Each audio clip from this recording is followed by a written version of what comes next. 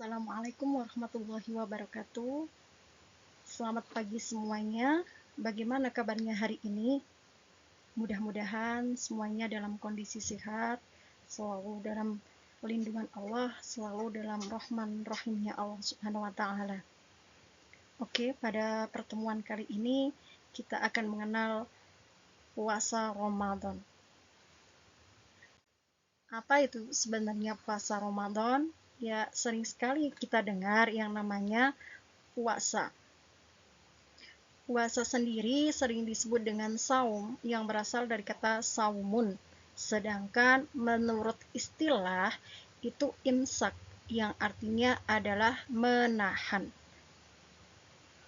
Puasa adalah menahan diri dari segala bentuk perbuatan yang mampu membatalkan puasa.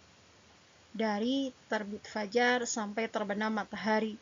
Sedangkan yang namanya puasa Ramadan adalah menahan diri dari perbuatan yang mampu membatalkan puasa dari terbit fajar sampai terbenam matahari yang dilaksanakan pada bulan Ramadan. Hukum melaksanakan puasa di bulan Ramadan itu adalah wajib bagi seluruh umat muslim yang ada di dunia. Apa sih yang menjadi dasar dari melaksanakan puasa Ramadan itu menjadi wajib hukumnya? Allah Subhanahu wa taala telah menjelaskan tentang puasa itu sendiri di dalam surah Al-Baqarah ayat 183 yang bunyinya A'udzu billahi minasyaitonir rajim. Bismillahirrahmanirrahim. Ya ayyuhalladzina amanu kutiba alaikumus siyamu kama kutiba 'alal ladzina min qablikum la'allakum tattaqun. Yang artinya, wahai orang-orang yang beriman, diwajibkan atas kamu berpuasa sebagaimana diwajibkan atas orang sebelum kamu agar kamu bertakwa.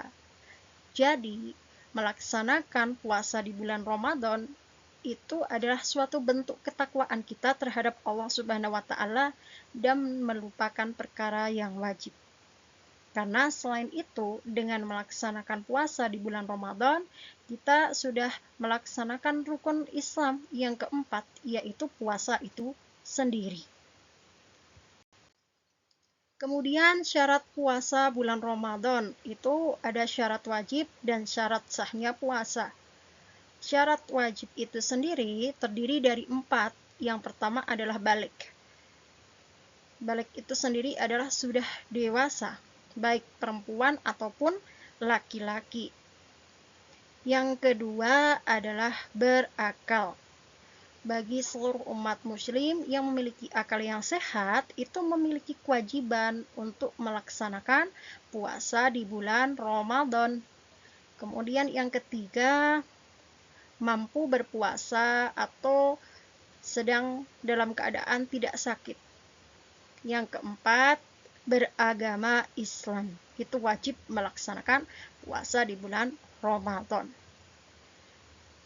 Untuk syarat sah puasa, itu yang pertama adalah beragama Islam. Jadi untuk setiap muslim wajib melaksanakan puasa Ramadan. Yang kedua adalah mumayyiz. Mumayyiz itu sendiri adalah mampu membedakan mana perkara yang baik dan mana perkara yang buruk. Yang ketiga adalah suci dari haid dan nifas. Bagi seorang wanita, ini khususnya, itu diperbolehkan untuk tidak melaksanakan puasa di bulan Ramadan jika mereka mengalami 2 perkara. Ketika mengalami masa haid atau menstruasi, yang kedua adalah masa nifas atau setelah melahirkan. Kemudian tidak melaksanakan puasa di hari yang diharamkan untuk berpuasa. Jadi ada hari-hari tertentu, tanggal-tanggal tertentu di mana dalam Islam itu ada aturan hari yang tidak diperbolehkan untuk berpuasa. Apabila kita berpuasa di hari tersebut, maka puasa itu disebut dengan puasa yang menjadi haram hukumnya gitu. Kemudian rukun puasa. Rukun puasa itu sendiri ada dua. Yang pertama, melaksanakan niat pada malam harinya. Biasanya niat ini dilafalkan ketika setelah kita melaksanakan sholat sunnah tarawih. Jadi untuk menghindari kelupaan kita sebelum makan sahur, itu lebih baik kita lafalkan dulu niat dari puasa di bulan Ramadan. Adapun niatnya itu seperti ini. Nawaitu sawma ghadin an adai fardi syahri ramadana hadihi sannati lillahi ta'ala. Yang artinya, aku niat berpuasa besok untuk menunaikan puasa Ramadan pada tahun ini karena Allah Ta'ala. Untuk rukun puasa yang kedua yaitu menahan. Jadi menahan di sini tidak hanya menahan haus dan lapar saja, melainkan menahan segala bentuk perkara yang nantinya itu bisa menyebabkan puasa kita menjadi batal atau rusak. Nah, itu wajib dilakukan rukun-rukun di dalam melaksanakan ibadah puasa, khususnya di bulan Ramadan. Apa sih sunnah-sunnah yang baik dilaksanakan pada bulan Ramadan? Banyak sekali ibadah yang dilakukan atau sunnah yang dilakukan di bulan Ramadan dan memiliki banyak kemanfaatan untuk siapa yang bisa menjalankannya. Bahkan orang tidur pun bisa dikatakan menjalankan sebuah perkara yang baik juga ketika kita sedang berpuasa. Tapi di sini yang akan kita bahas adalah ada beberapa poin yang menjadi sunnah di dalam berpuasa. Yang pertama adalah membaca dan menghatamkan Al-Quran. Melaksanakan tadarus Al-Quran ataupun bermurajaah itu adalah bagian dari sunnah yang baik dilaksanakan ketika berpuasa. Yang selanjutnya memperbanyak berdoa, karena diyakini bahwasanya kalau kita melangitkan doa-doa kita ketika berpuasa, khususnya adalah di bulan Ramadan, itu akan mudah diijabah sama Allah Subhanahu wa ta'ala. Kemudian memperbanyak bersedekah, membagi makanan ataupun takjil ataupun memberikan sebagian harta kita kepada orang yang membutuhkan, itu sangat baik, terutama dilaksanakan pada bulan Ramadan dengan niat untuk mendapatkan ridho dari Allah Subhanahu wa ta'ala. Selanjutnya menggosok gigi pada waktu pagi hari. Yang selanjutnya mengakhiri makan sahur. Jadi bukan berarti makan sahur diakhiri itu kita sahur di waktu-waktu terakhir, melainkan kita mengakhirkan sahur kita, tapi sebelum waktu imsak itu berakhir, itu dinamakan mengakhirkan makan sahur. Bukan menyengaja mengakhirkan makan sahur bebarengan dengan waktu sholat subuh. Yang selanjutnya adalah menyegerakan berbuka. Ketika kita sudah mendengar bahwasanya waktu berbuka itu sudah tiba, biasanya kita mendengar bunyi seperti sirine, itu kita segerakan untuk membatalkan puasa kita. Yang selanjutnya adalah memberi makan untuk berbuka atau disebut dengan taftir sahim, yaitu biasanya orang itu membagi makanan lewat majelis taklim ataupun lewat masjid-masjid yang sedang melaksanakan kajian ilmu. Nah, di situ kita bisa melaksanakan atau bisa membagi makanan sedikit yang kita miliki kepada orang-orang yang sedang thalabul ilmi. Selanjutnya menjalankan ibadah salat tarawih, dan yang keempat memperbanyak iktikaf di masjid. Dalam konteks ini iktikaf itu bukan berarti berdiam diri saja, melainkan melaksanakan zikir, melaksanakan kebaikan-kebaikan di masjid. Oke. Untuk selanjutnya, ini yang sering sekali kita kadang melupakan atau kita kurang paham tentang hal-hal yang bisa membatalkan puasa. Hal-hal yang mampu membatalkan puasa sendiri ada bermacam-macam. Yang pertama adalah makan dan minum secara disengaja. Jelas secara disengaja, kalau lupa itu bukan berarti batal. Yang kedua adalah murtad atau keluar dari agama Islam.